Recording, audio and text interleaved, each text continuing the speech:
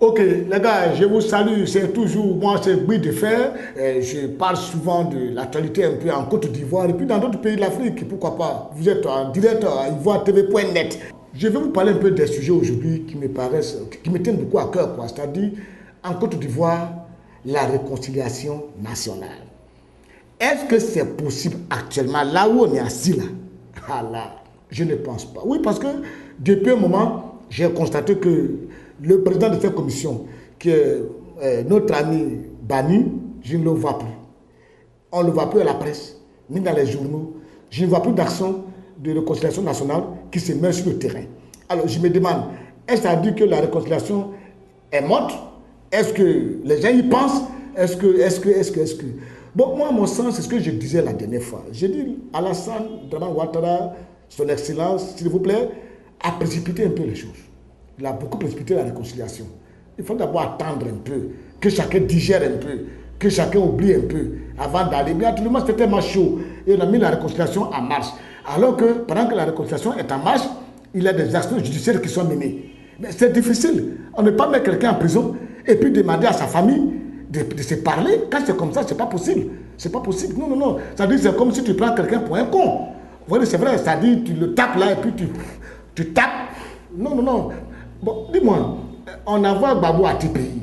Bon, tous ses partisans sont choqués, ses parents sont choqués, et on parle de réconciliation. Mais il ne peut pas avoir de réconciliation comme ça.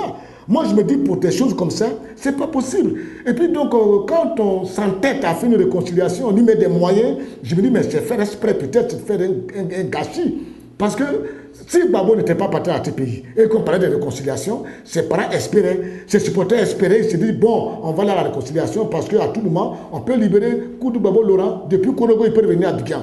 Mais Alassane aussi se méfie. Un homme comme Gbagbo, le libérer, l'envoyer à Abidjan, est-ce qu'il peut avoir son pouvoir tranquille? Parce que Gbagbo, c'est quelqu'un, ma mère, je le connais, hein, c'est quelqu'un, il sait arranger les foules, tout, donc il faut faire très attention. Donc il fait des calculs. Bon, à la veille des élections, on est à une semaine des élections, on transfère Gbagbo à tes pays. Mais quand c'est comme ça, les gens sont encore plus choqués et cela peut agir sur le taux de participation aux élections. Il faut qu'on se dise la vérité, le taux de participation à ces élections a été bas. Contrairement aux autres élections qui ont eu lieu. Bon, on me dira que peut-être c'est dû au fait que bon, le FPI n'a pas été candidat. Mais le FPI n'est pas le seul parti en Côte d'Ivoire. Ils ne sont pas aussi majoritaires qu'on le pense, c'est-à-dire qu'ils ne sont pas au-dessus de tous les autres partis. Le problème aussi vient du fait, ça aussi c'est ça, le fait que le FPI n'ait pas participé aux élections.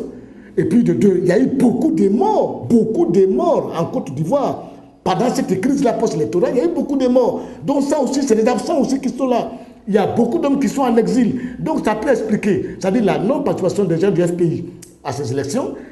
Plein de morts, les électeurs sont morts, ils sont tous décédés, ils sont morts. Il y en a plein encore qui sont en exil. Donc tout cela explique un peu le faible taux de participation. Et ça, c'est clair.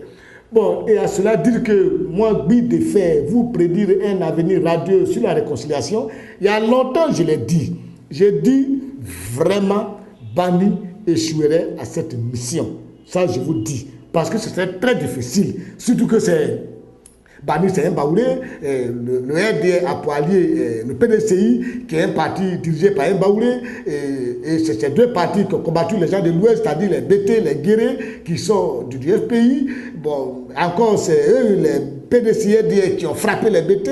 Parce que les BT refusaient des partis et ils ont pris le pouvoir. Alors c'est un Baoulé on prend pour venir demander pardon, c'est-à-dire tu me frappes et puis tu viens me dire laissons tomber. C'est dur, hein, c'est dur.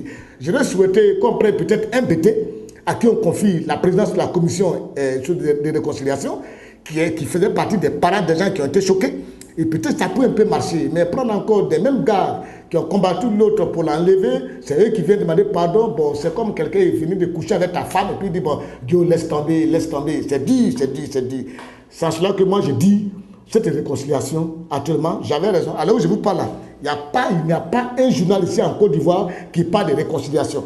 Vraiment, je ne vois même plus Bani, ni quelque part. Je vous en prie, si vous le voyez, dites-lui que nous on le cherche. Comme on avait parlé de réconciliation.